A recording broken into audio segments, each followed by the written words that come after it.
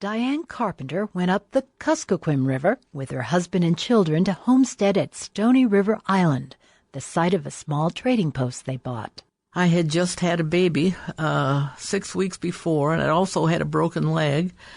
So we went up there. I was on crutches and started building a cabin. It rained for 40 days and 40 nights, and it was absolutely horrible. The only reason we didn't give up was because our friends said we were going to be back when the first snow flew, and we were determined to prove them wrong. After 4 years of work, the cabin was less like a Chinese laundry for diapers and more comfortable.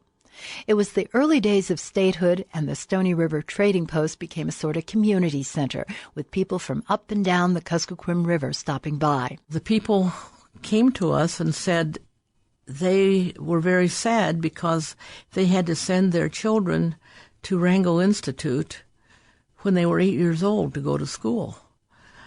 And I was just shocked. They lived all the way up and down the river. I checked with the Department of Education, and they said, well, the only way they could have a school there would be if people all lived on the island so they didn't have to cross water. The people got together and decided to incorporate a little town on the island where the Carpenters homesteaded. They laid out a town site giving everybody a 5-acre plot. The Bureau of Indian Affairs paid for nails, tar paper, and windows. So everybody worked together, went out and got logs, and everybody helped everybody else build cabins. So everybody got a cabin without any mortgages or anything.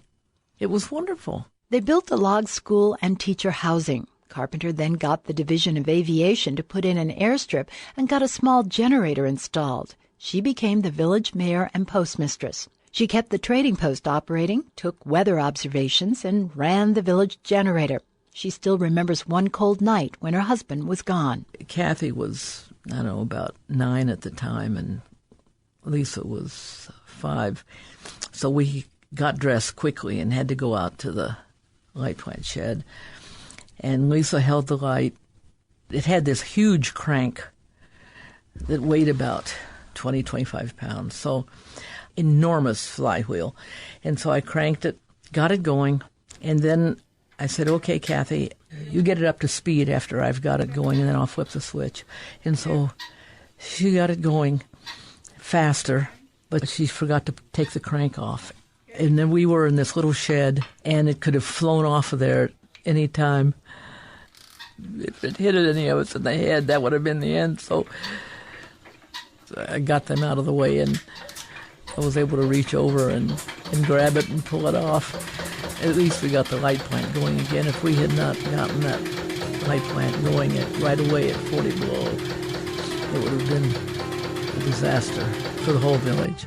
𝗗𝗃𝗃 went on to help create the Alaska Village Electric Cooperative.